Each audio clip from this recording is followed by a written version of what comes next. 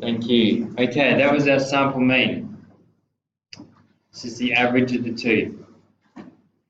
How many employees were in the sample? So they're asking us for N. They're asking us for N. So let's remind ourselves that the upper bound of a confidence interval is X bar plus K sigma on root N.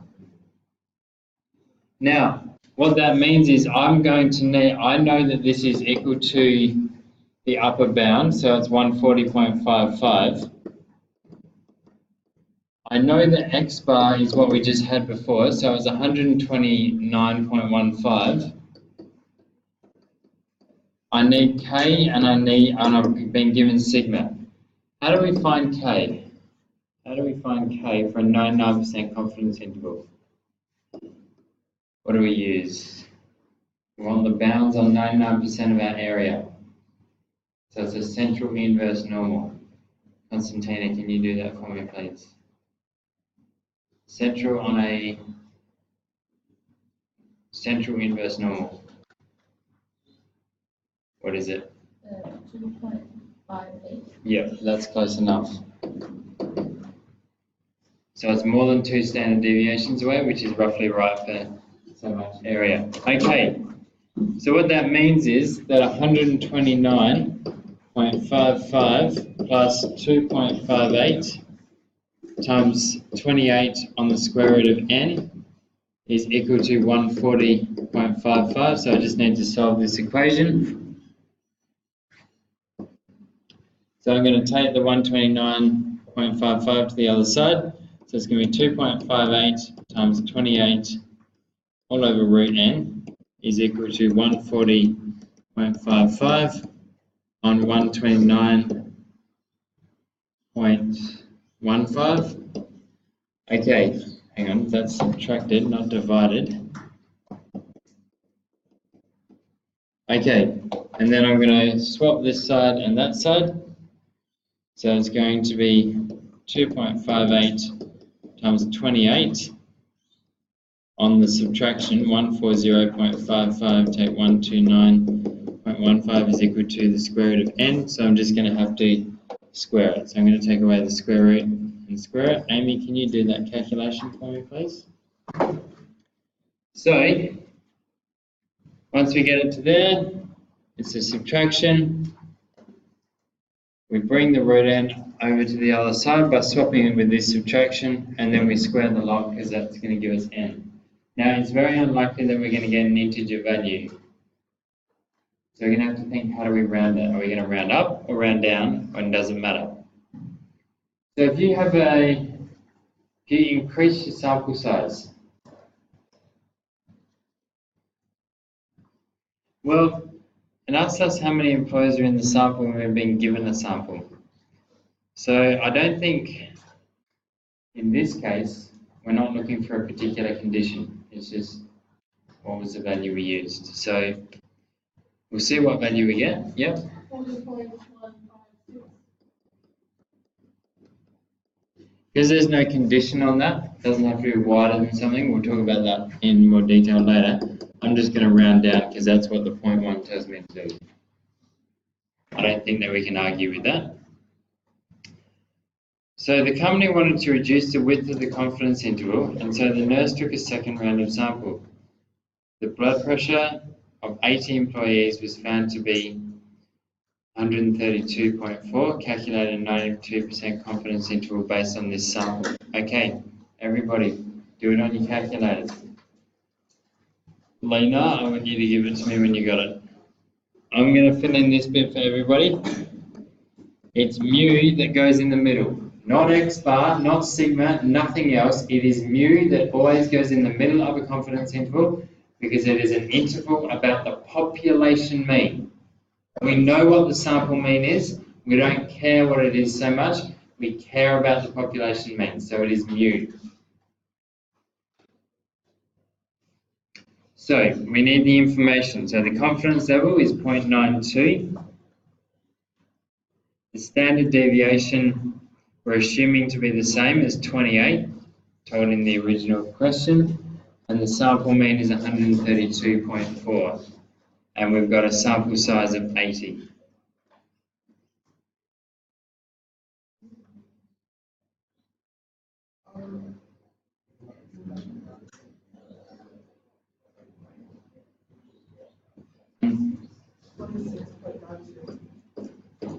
Yep.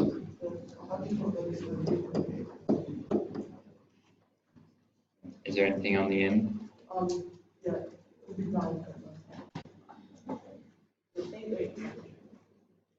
889. 88. Okay, all right. So that's our confidence interval. Notice 2 marks, 1 mark is for actually getting the mu in the middle here, not X bar. Okay, high blood pressure is higher than 140. On the basis of the confidence interval calculated in part B, so what we've just done, claim that on average they did not suffer from high blood pressure. Was this reasonable? Well, it's reasonable. So higher than 140 milligrams is what we want to think about. Now, the population mean sits below 140, and notice that the claim says on average. On average means we're worrying about the mean, okay? So at the 92% confidence level,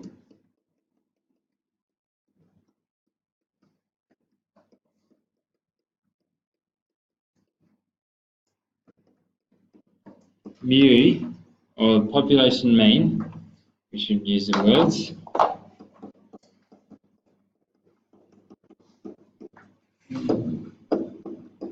is no higher than 137. Therefore, claim is valid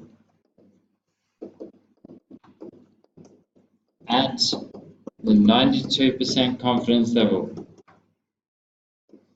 We cannot say that it is definitely valid because we're only 92% sure that our population mean is no higher than 137.88. It could be 140. That's possible. Because it can lie outside my confidence interval. There's an 8% chance of that happening. So we're 92% sure. So we're saying yes, it is valid, but only 92% valid. Well, we're not saying 92% valid. We're 92% sure it's valid. We cannot say we're definitely sure it's valid. And as I said before on Tuesday, it all comes down to the question that you're being asked, how you answer it.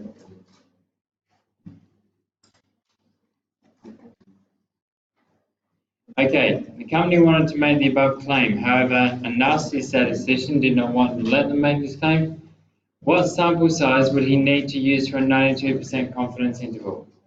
So we want the upper bound to include 140. So, X bar plus K sigma on root N needs to be greater than or equal to 140. Okay, now X bar we had, that was back in the first part of the question, 129.15. So 129.15. Now we need the K value for a 92% confidence interval. In other words, it's going to be inverse normal using the central function. Marcus, can you get that on your calculator, please? So inverse normal using the central function for 90.92 area. Sigma is going to be 28, and we're solving to find what root n is going to be. So 0.92 is going to be our area, and then we've got a standard deviation of 1 and a mean of 0 because we're using the Z distribution.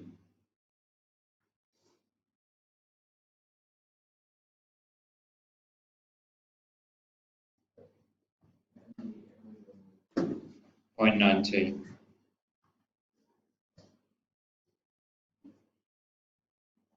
So standard deviation is 1 and mean 0. Yeah. Central, yeah. Yep, 1 negative and 1 positive. Can you give me the positive one? Because this is our upper bound.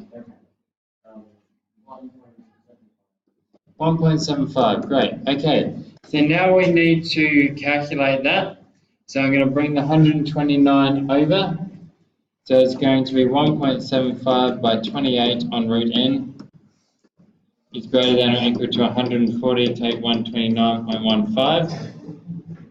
If I was working this out on a calculator, I'd probably do a lot of these multiplications first. Okay. Now, once I get the number, Manav, can you get it for me?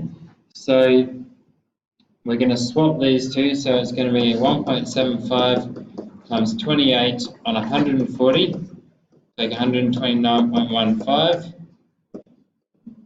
It's greater than n, so I'm squaring both sides to get rid of my square root.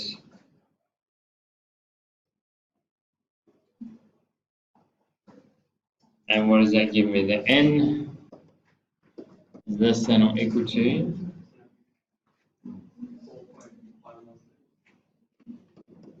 Have you squared it?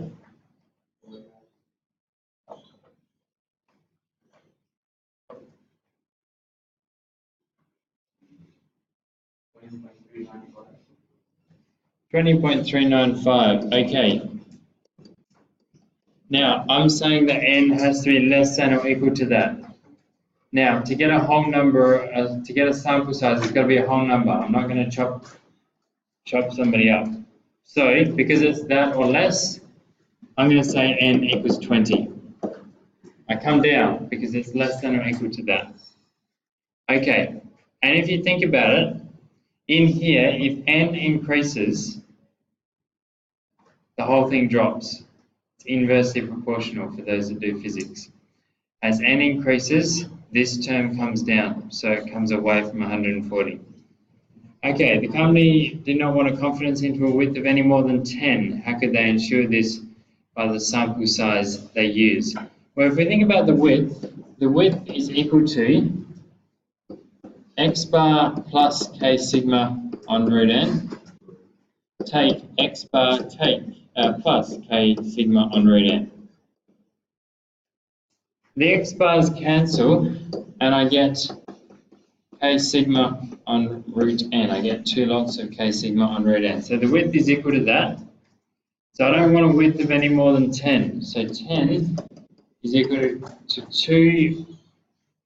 Now we're doing it by the sample size, so our confidence interval is going to be 92, so I'm going to use 1.75. So it's 2.1.75 times 28 on the square root of n. And once I get this number, Nu, can you get it for me? So I'm going to swap the 10 and the root n. So it's 2 by 1.75 by 28 on 10. And then I'm going to square both sides to get rid of the square root, which means that n is equal to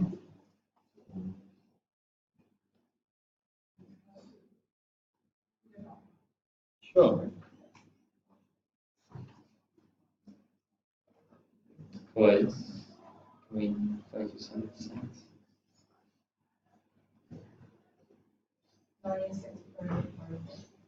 96.04.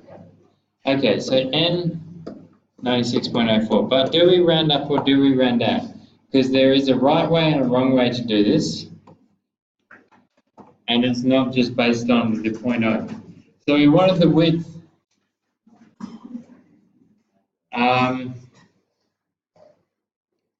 We wanted the width any more than 10. We don't want a width any more than 10. So 10 has to be greater than or equal to this value. You see, this value here is the width, so the width has to be less than or equal to 10. Now, as I multiply both sides by n, it's going to stay. So we want n to be 96 or 0.04 or more, which means that n has to be 97. That goes against all your basic rounding rules, but it is consistent with the question. So the interval had to be less than or equal to 10. So we said n had to be greater than or equal to 96. So n has to be 97. We increase our sample size to drop our width, because as I said before, they're inversely proportional.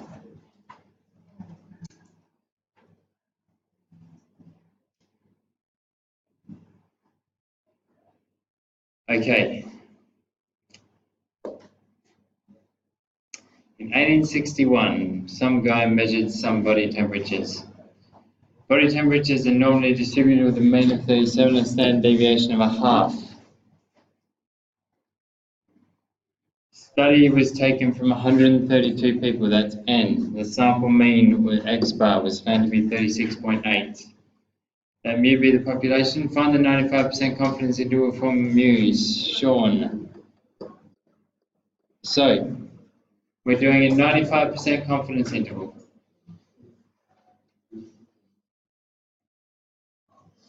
Standard deviation is a half. Mean was 36.8. Sample size was 130. Do you need any of those values again, Sean? Which ones? Okay, so our sample confidence level is 0.95.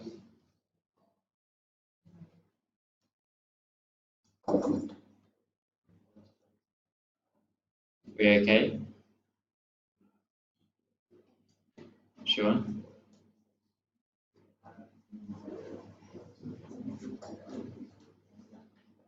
Okay, all right, so just to go through it, the interval, Z interval 1 sample, confidence level is 0.95, standard deviation was a half, X bar was 36.8, and sample size was 130.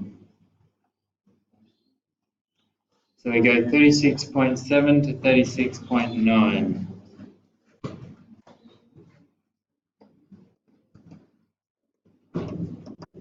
Okay, right. So, on the basis of the confidence interval found in part A, guys, can I get everybody back here? Explain whether or not the data is consistent with the 1861 value of 37 degrees. Well, 37 does not get included in my confidence level, so it's not consistent. So at the, but I've got to say at the 95% confidence level,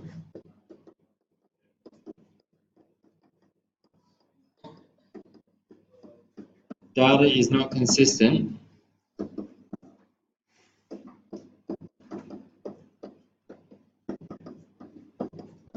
as the interval does not include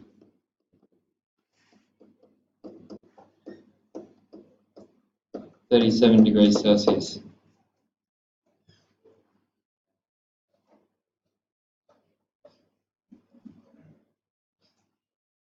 If it was included, it's a possibility to be the population mean. But because it's not included, we're saying we're 95% sure the population mean is not 37, therefore it's not consistent. So the claim is made, we can be 95% confident that no more than 1.4% of healthy people will have a body temperature above 38 degrees based on the 1992 study. No more than 1.4%. If you think about it,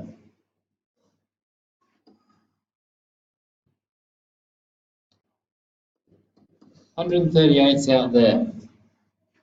I don't know what my population mean is. I've got no idea because we're basing it on the 92 study. We're saying we aren't sure that 37 is valid. So the highest it can possibly be is 36.9 and the lowest it can possibly be is 36.7. If you think about it, you've got, and this is kind of, it's not a perfect accurate representation, but it's going to do it. If I take a mean of 36.7, because that's a possibility, I'm going to get a very small area out of 38. But if I take the highest at 36.9, I'm going to get a greater area out of 138. So the population mean I'm going to use is 36.9, because that's going to give me the greatest area above above 138. And notice it's no more than 1.4%. If I take a smaller population mean, it's going to be a smaller area. So I'm going to take the largest one I possibly can, according to my confidence interval, and if that's no more than 1.4%, then every population mean below it that we use is going to be no more than 1.4% as well. So we actually are going to use an NCD. So we're going to say that x is normally distributed with a mean of 36.9 and a standard deviation of 0.5. So I want the probability that x is greater than 38, and that should be 38, not 138. X greater than 38, and I want to find what that's equal to. Okay, so we're going to do an NCD calculation. Ethan, can you do the NCD calculation, please?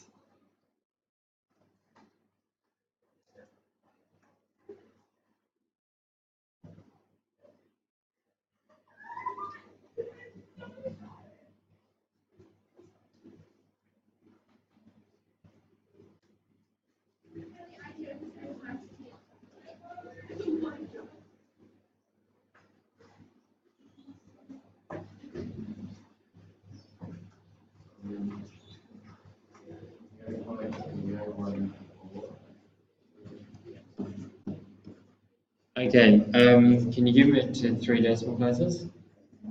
Or 4? Okay, 0.0139, which is definitely less than 0.014. Just. Because 1.4% is 0.014. Okay, so the claim is valid because he's included his 95% confidence. So when we use our interval, we're only saying 95%. So, and he's saying no more than 1.4%. So we've got no more than 1.4% for the highest population mean we could use. So therefore,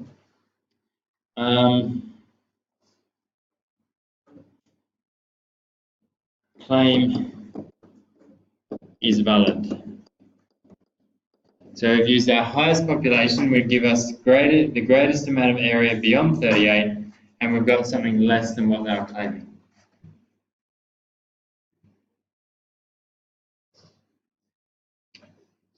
Okay. Machine fills bag with sugar. The weight of sugar delivered by the machine varies from bag to bag. The variation, blah, blah, blah, blah, blah, blah, blah. Mean not given to us. Standard deviation 9. Random sample of n. So they're not giving us very much. They haven't even given us a mean, and they're not giving us n. Right.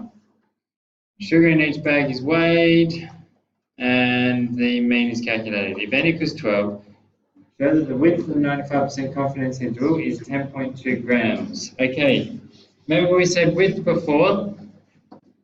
We get it by doing x plus k sigma on root n. Take x bar plus k sigma on root n, which gives us 2 k sigma on root n. And 95% confidence interval, k is going to be 1.96. So the width is going to be 2 times 1.96. Surya, could you get this number for me? 2 times 1.96 times the standard deviation, which was given to us as 9, over the square root of 12, because that's our sample size.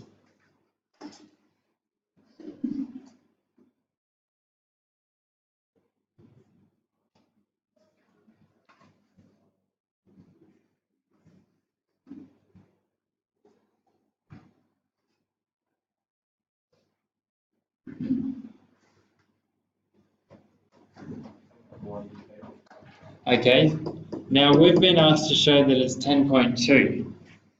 So I would write down 10.18 and then show the marker that I actually know how to round and write 10.2. Just a little bit of communication that just adds a little bit. Determine the width of the 95% confidence interval if it's 13. Well, I'm not going to redo this calculation. I can just use it from above. So W is equal to, who have I got now? Arif, can you work it out for 13? It'll be the same calculation, so you can actually just grab Siri's calculator and change the 12 to the 13. It'll be 2 by 1.96 by 9 over the square root of 13.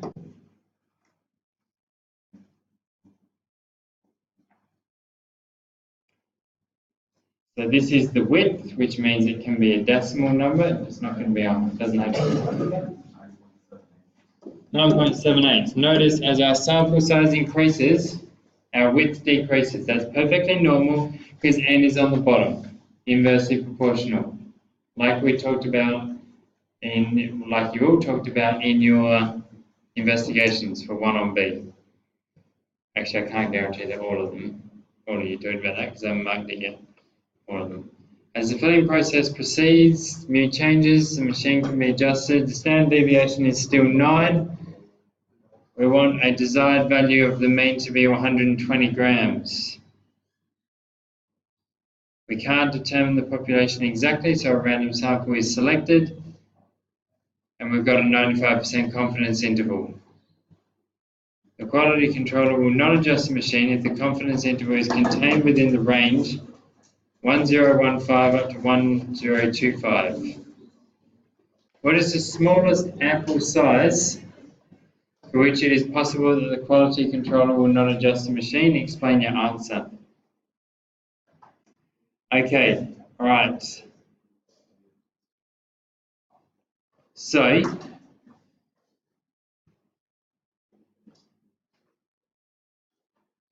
we want to find the sample size, and we want to ensure that it's between 1015 and 1025. Okay, so the 95% confidence interval. Well, it's kind of two things at play here.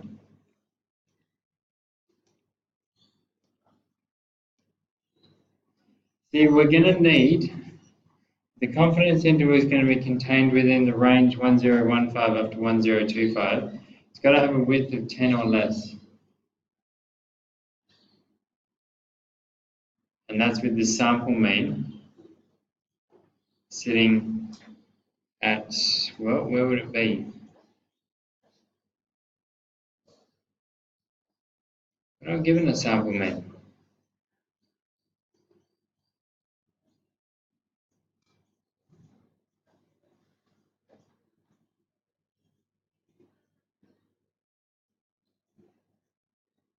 So width, to be able to be contained in this range, the width is going to have to be less than 10, 10 or less.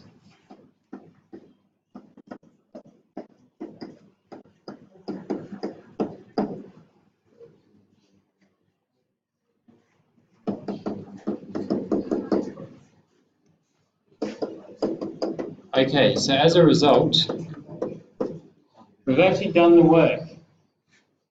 So what sample size is going to give us a width of 10 or less? Well, we found it back up here. You see, we found that sample size of 12 was more than that, and then a sample size of 13 is less than that. So, as shown in A, when n equals 13,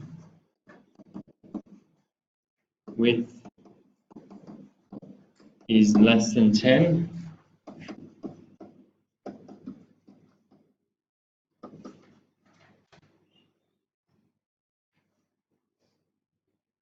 For the first time.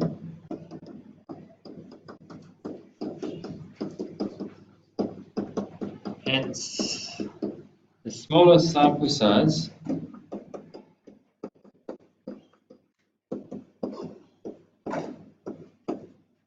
is 13. Now, in saying that, what have I not considered in this question? What did I say we didn't have? Or we not given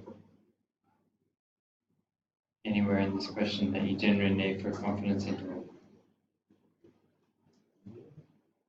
The mean, the sample mean. So if I want my confidence interval, here's 1015, here's 1025.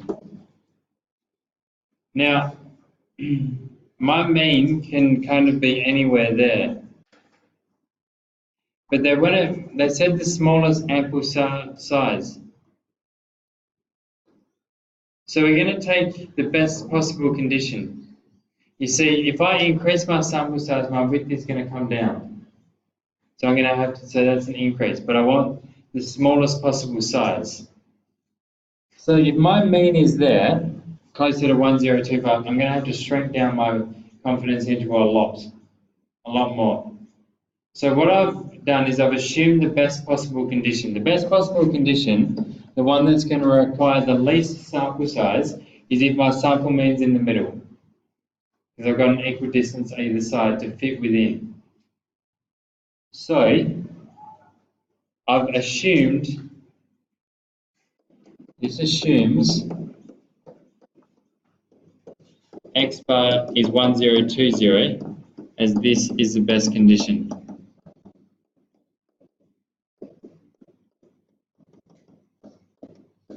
For the smallest sample.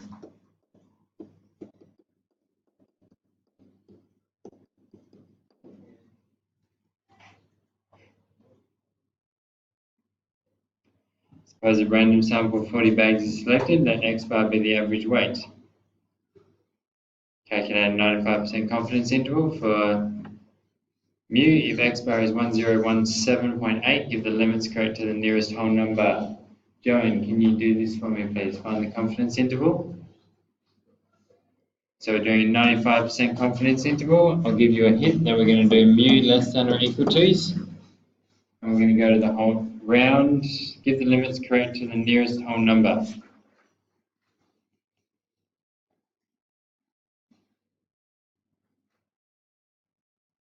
Nearest whole number.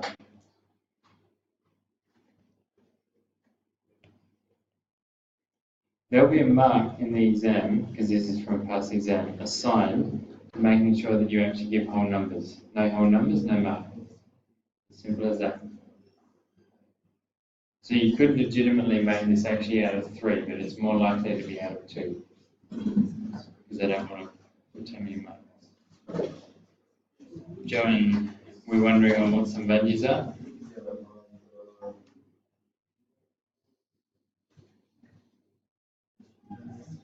So we've got the confidence that was 0.95.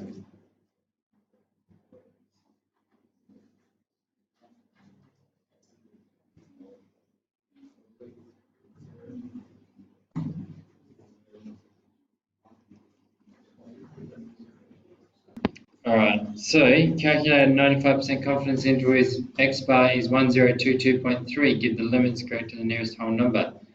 Okay, can you do that again, John? And just change the sample mean to 1022.3.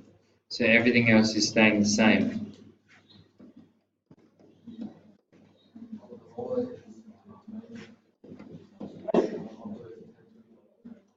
Okay, I remember this question now. In this question, as it's before my time of teaching, but teachers were looking at this question and had no idea how to answer the next part. So let's listen and think through it. Suppose that the sample of bags is selected so the problem mean is actually 120, what we wanted. Find the probability that the quality controller will not adjust the machine. Notice that this is all part of part C. So this part must have something to do with the confidence intervals we just calculated. So let's put them on. So it was 1015 up to 1021. So this is one of my confidence intervals. The other one was 1020, this one here, up to 1025. Those are my two confidence intervals, and I want the probability that they'll not adjust the machine. Now let's have a think about when they will adjust the machine. They'll not adjust the machine if the confidence interval is contained within this range. So that range is 1015 up to 1025. That's the whole range here. So my confidence interval has to be between those two values. Now notice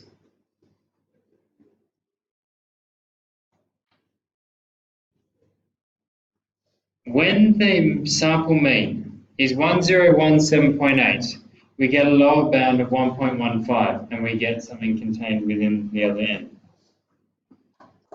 And when it's 1022.3, we get an upper bound of 1025. That's also contained.